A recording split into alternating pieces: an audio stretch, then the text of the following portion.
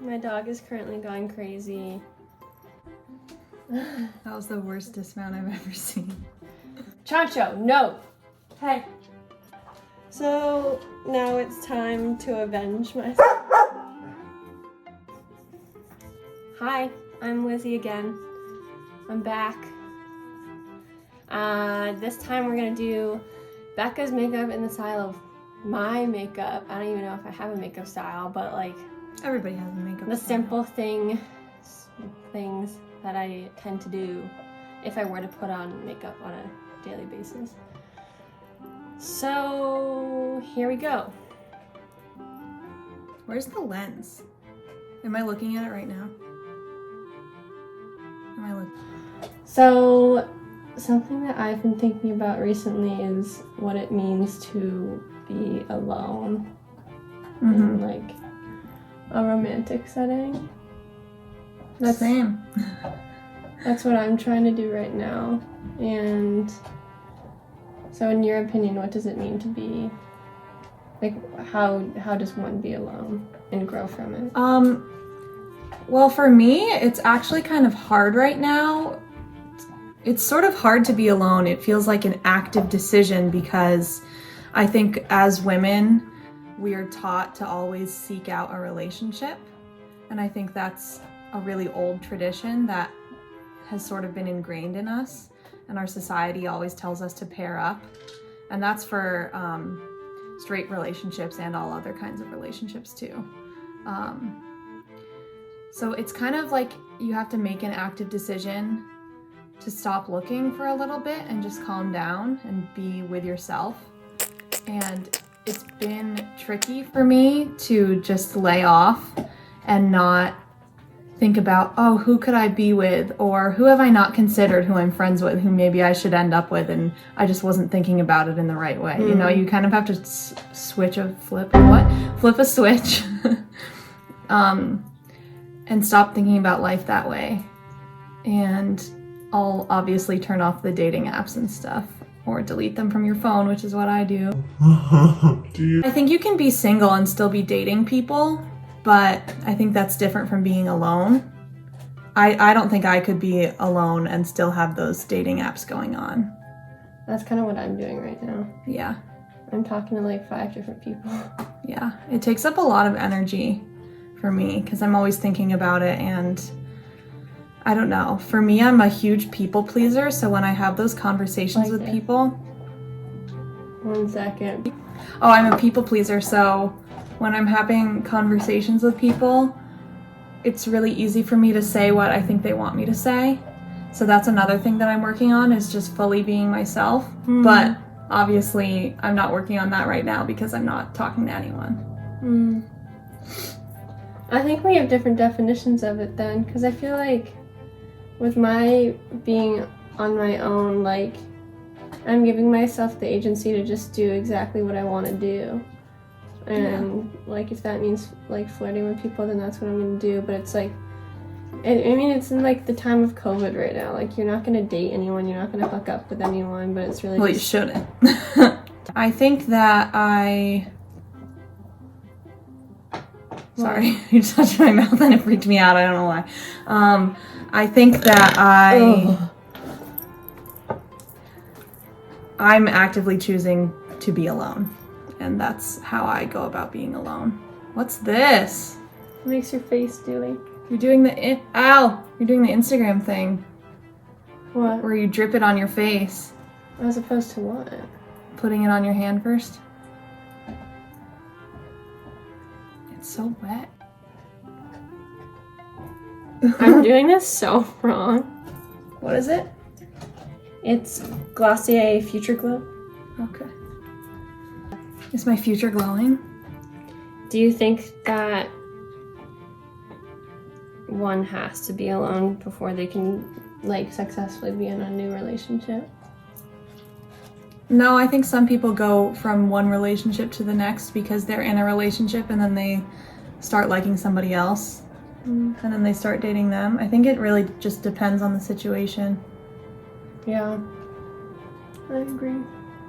I think after I was in a really rough relationship, everyone was telling me, like, you have to be alone. You have to, like, focus on yourself.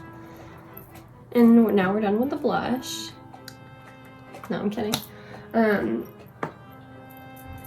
And I found someone who I was just like, you make me really happy, and like I know that I need to grow as a person, but this person helps me grow. And it went really well. And obviously we broke up, but that's for like unrelated reasons.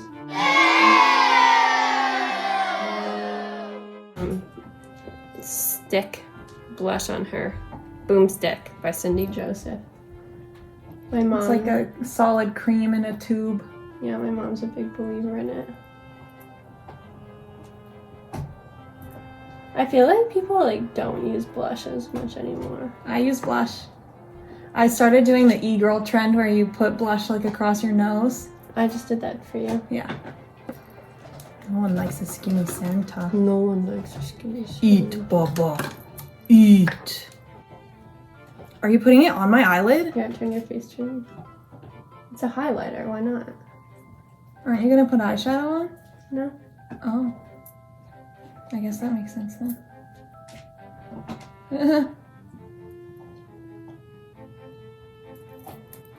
I should put it between my eyebrows. A very like wet face. The wet look. I like the wet look. It makes it look like you're like a spring fairy just born out of a, what's it called? Tulip. Chrysalis. Vernal pool. Where's your eyebrow? How do I put this on? Oh, there's a brush. You use the angled end. I'll be curious to see how you do this because Lizzie doesn't use this product. It's pretty dark. Oh.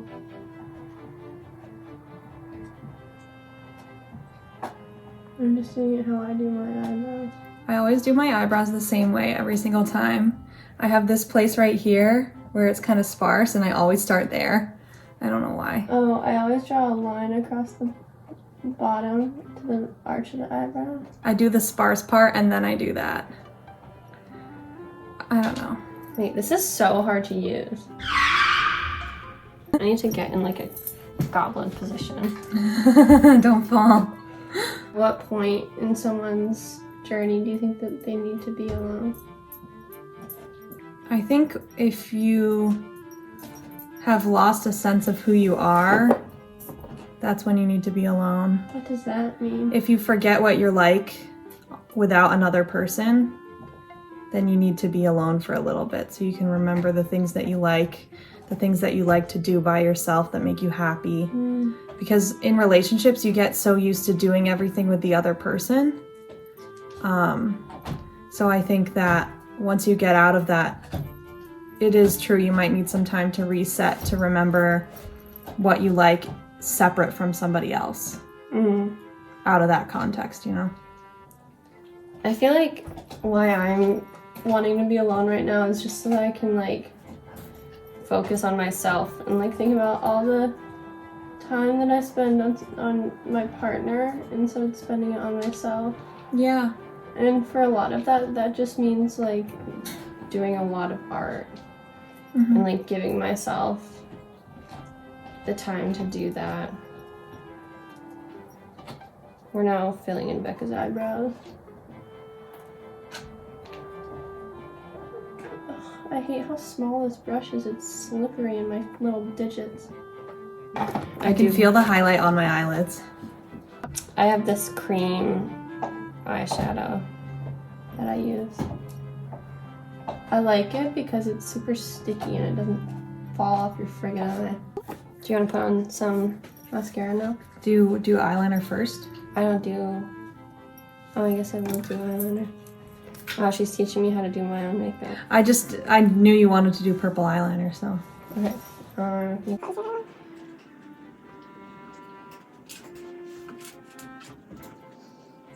Okay, open.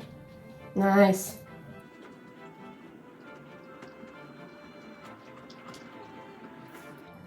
Sweet. Thickly settled on the top and then a little brush on the bottom. Okay. Is that good? Yeah. And then I'm pretty much done. You don't put anything on your lips? No. Carmex.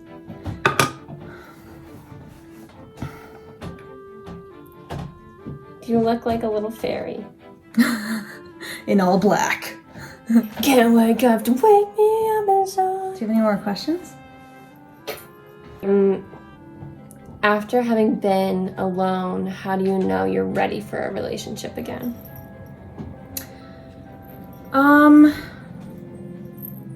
Well, first of all, I think that's kind of a complicated question because you can be ready for a certain type of relationship, but not another type. By that, I mean you can be ready for like a casual relationship, but that might not mean you're ready for like a long-term committed one. But not anyone can just do a casual relationship. Yeah, I definitely can't. Well, I haven't experienced a situation where I could, but I think I'll know when I'm ready, when I'm genuinely excited about somebody that I've actually met in real life. In real life? Yeah, as because to what? A dating app. Because I think those haven't. I've dated a few people through dating apps, but I just don't. I think that's not what I want my story to be. So I think obviously we have sort of a built-in waiting period because of COVID. Yeah. Where we kind of have to not be in relationships because we're not going to meet new people right now. But maybe, I just think when that person comes along, hopefully that's when I'll be ready. So you wait until the person comes rather than seeking out someone? Yeah, I used to seek out people all the time and I don't think that worked out very well for me.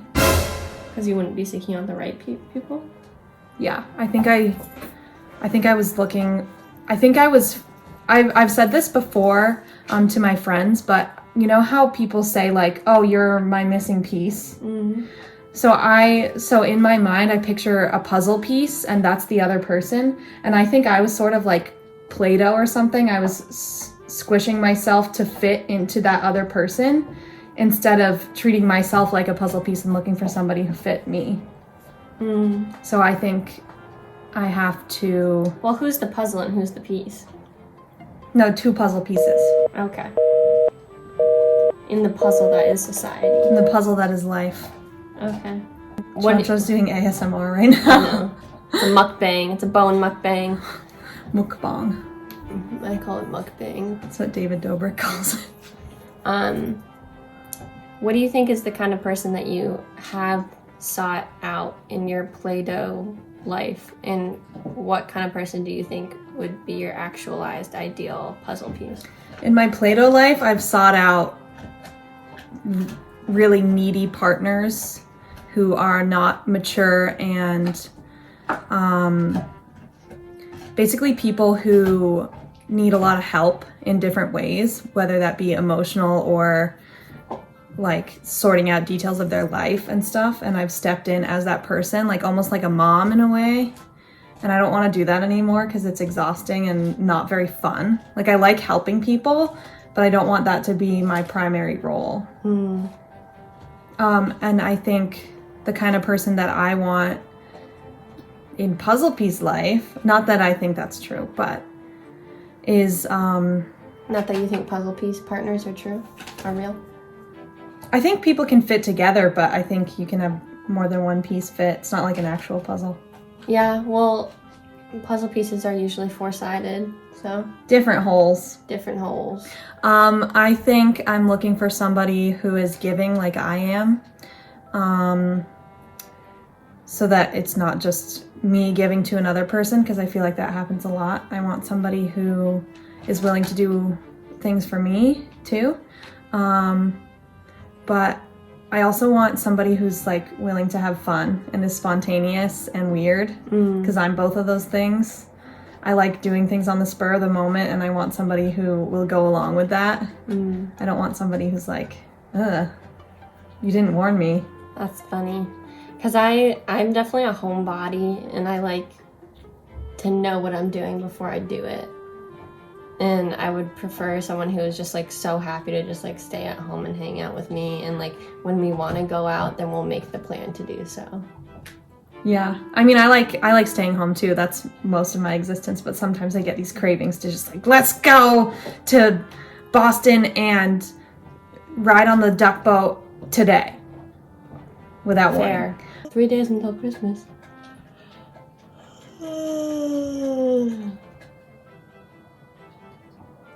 Okay, I think that's it. The makeup is done, and so is the talking. Now we sit. And now we sit and twiddle our thumbs. Do you want to turn it off?